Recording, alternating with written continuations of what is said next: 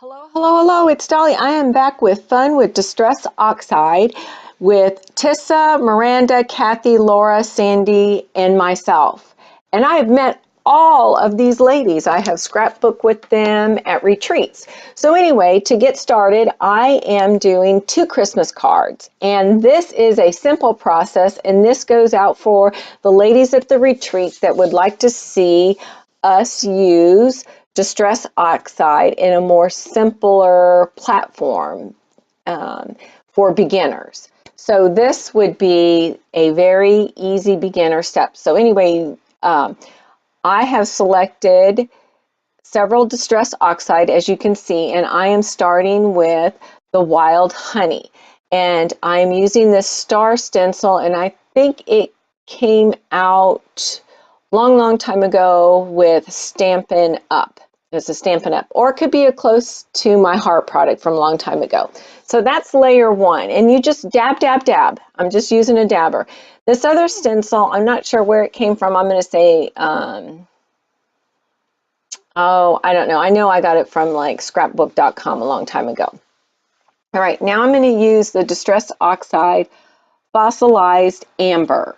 And I'm going to go around the reef, and I'm just dabbing, dab, dab, dab, dab. That's all you have to do, ladies, is just dab, dab, dab, dab.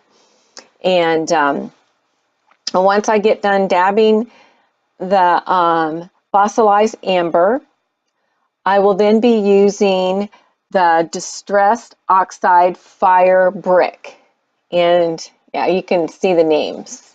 Some of it was blurry, and it's dark.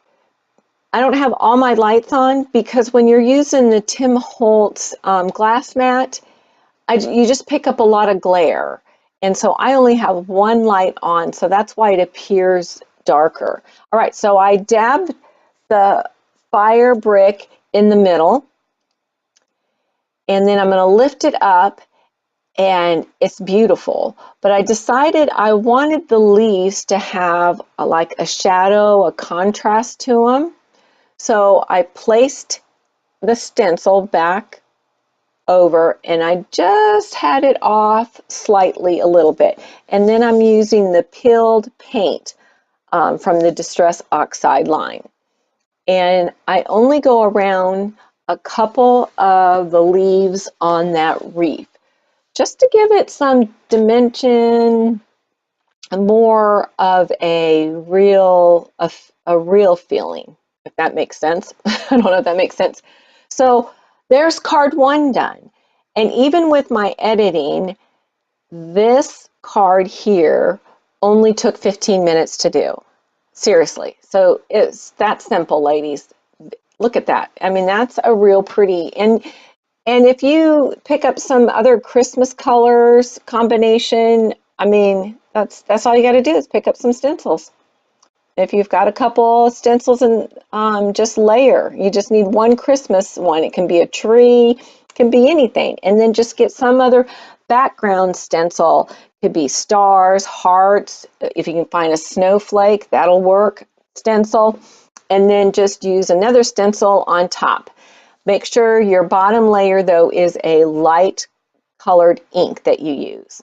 All right, so now I'm doing a second card using the same products, but the color combination different. So this time I did the stars using the cracked pistachio on the background. And then I'm going to use that same Christmas wreath stamp, or I'm sorry, stencil. I'm going to place it on there, on the for the Christmas card, and I'm going to use the Wild Honey. And this time I'm going to press a little bit harder to get a deeper color. And I do not oxidize any of the inks. I didn't apply any water because I did not put any gesso down, and this card stock is not very thick. All right, so now I dabbed the middle with fired brick, and then I took Ultra Matte gel, and I'm spreading that right on top. And that's just going to soak right into the fire brick ink in the middle. And the reason why I'm doing this is because I'm going to use glitter. I'm going to use super fine detail embossing clear glitter from Ranger. And it's just going to add a little bit of sheen to this card. And it's really pretty. It just has a real small effect on it. You can rub your hand, you can feel it. I don't know, hear me rub my hand over it? That's me rubbing it. And the glitter doesn't come off at all, and just gives a little bit of shine, gives a little bit of depth, and you have another card. And now this one probably took me, with the drying time, another extra 5 minutes, and I had 2 Christmas cards done. So there you go. Just real simple. Put your message on the inside. You could add where those stars are, you could add some little jewels. You could add really tiny enamel dots to dress it up some more.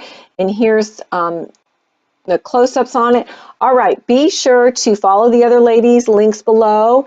This is the end of this mini series. I do see in the future, in the new year, 2019, some more mini series with us same ladies. So be sure to hit the bell button, like, and subscribe.